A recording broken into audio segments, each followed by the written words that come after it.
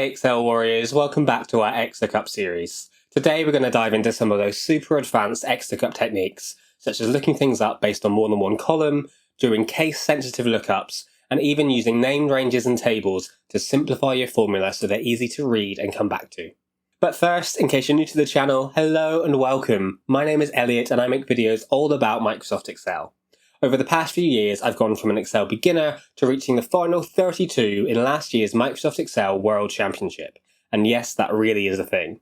This year, I'm hoping to make it all the way to the Grand Finals live in Las Vegas. So make sure you subscribe to the channel because I'm sharing everything I've learned, as well as everything I'm doing to prepare for this year's competition so that we can excel together.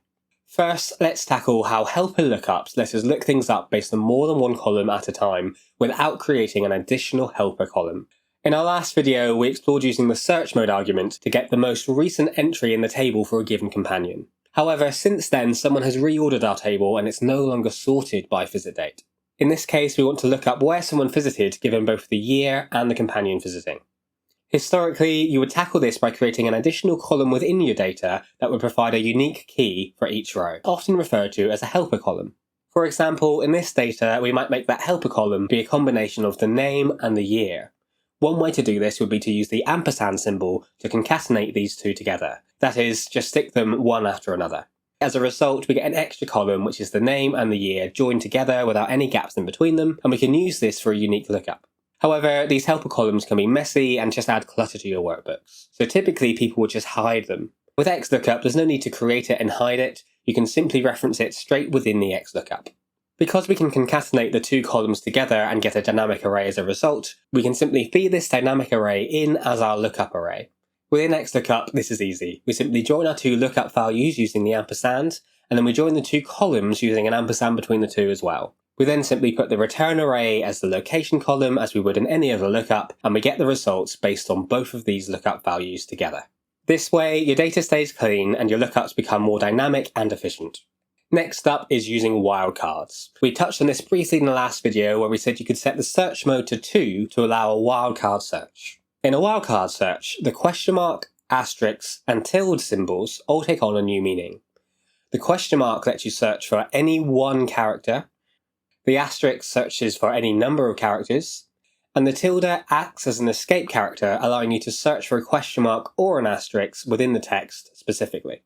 All we need to do is feed through our lookup value following one of these patterns, and then everything else stays the same, making sure we set that second optional argument to 2, because all we've done is change the match mode. This will return the first value that matches the pattern that we specified. For example, our fourth result returns Rose, even though Yasmin would still be a match. To get Yasmin in particular, we need to amend it, as we have done below, to tell it we want 3 characters before the S as opposed to any number of characters. Alternatively, we could also set the search mode to -1 to tell it to search from the bottom up, which would also give us Yasmin as the result. This can be useful on occasion, but in reality, any search pattern is likely to have more than one match, so this sort of search may be more suited to something like the filter function instead. Additionally, now that we are getting regex functions natively within Excel, I predict that these wildcard searches are going to become a thing of the past. Why would you use a wildcard search limited to just these 3 symbols when regex is way more flexible with many more options and much more documentation out there? To use a regex function, you would simply combine it with one of the complex lookup criteria as seen in the next stage of this video, leading to way more flexibility than matching simply on question marks and asterisks. As I've just mentioned, you can perform more complex criteria lookups using XLookup, although you do have to do a little bit of tweaking. One of the ways you can use more complex lookup criteria is to solve an issue that XLookup has in common with those older lookup approaches. Namely, none of them can look things up based on case sensitivity. For example, if we were to look up this code within the table, we'd get Martha as the name associated with it, even though as humans it's obvious it is Clara's ID because the capitalization is different. To solve this, we're going to go with an approach similar to those helper lookups we saw before. This time, we'll be using the exact function to help us. The exact function takes 2 arguments and returns true if they match exactly. You can even pass in a range as we have here as the second argument to get a dynamic array as the result, listing trues where they're an exact match and falses for everything else. We can then include this within our XLookup just like we did with the helper functions, only this time we need to set our lookup value for true as that's what we're looking for. We're looking for it in our exact of our code and the list of codes, and then we're returning from the name column as we would any other lookup. We can extend this approach to apply to any number of weird and wonderful criteria, such as using regex functions as discussed before, or a combination as we have here, where we're looking for the companion who is under 30, with an Excel skill of at least 3, and a hometown which begins with an S. Each of these criteria individually will return a list of trues and falses, which behind the scenes Excel treats as ones and zeros. So, because we're multiplying them together, we get a 1 if someone matches all of these criteria, and otherwise it's a 0. To use this in our XLookup, we simply want to look up a 1 within this set of criteria, and return from the names as before. With that, we get our match, which is Yasmin. This kind of logic is more suited for things like the filter function, where you're expecting to get more than one result, but it's nice to know that it works in XLookup as well. Finally, we're going to use named ranges and tables to make your formulas easy to pick up, whether that's someone else picking them up or you coming back to it in a few weeks' time. Of course, this tip goes far beyond XLookup, but I find with lookups it really helps me solidify what it is I'm doing. Within Excel, there are 2 ways to create a named range. The first is to select the range you're interested in, and then head to the little box to the left of the Excel formula bar and type in a name.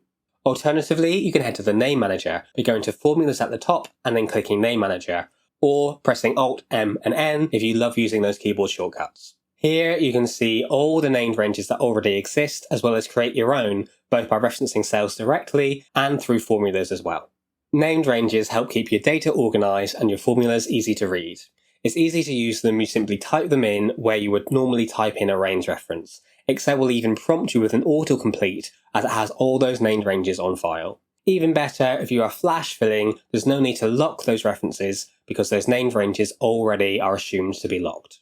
Similarly, another top tip is creating tables within Excel. Here you simply highlight your data and then go to Insert and click in Table, or Alt, N and T, and then select whether or not your table has headers and press OK.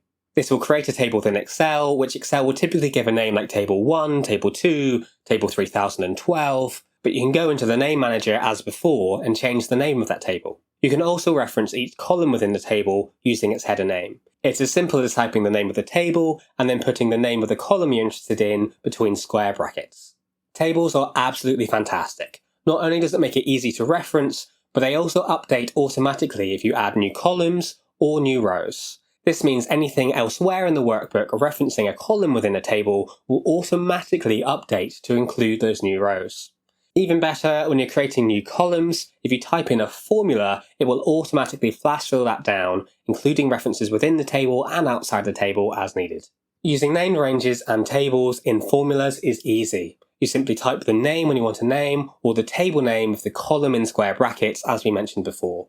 Here we're doing the same example as we did for the case-sensitive lookup before, but this time using named ranges and the tables. Because we're using a table, if we added any new users to the codes table, our formula would automatically include those rows in its lookup, so we wouldn't have to change it just because the data had changed. The result is a formula that's clear to understand and easy to follow without having to chase those range references around the document. If you're not using named ranges in your work yet, I really recommend giving it a go. That's all for this super advanced XLookup techniques video. I hope you found it useful. If so, please let me know in the comments below. Make sure you check out my next video where I'll be exploring how many functions you need to know in order to compete in Excel esports. Until then, keep excelling.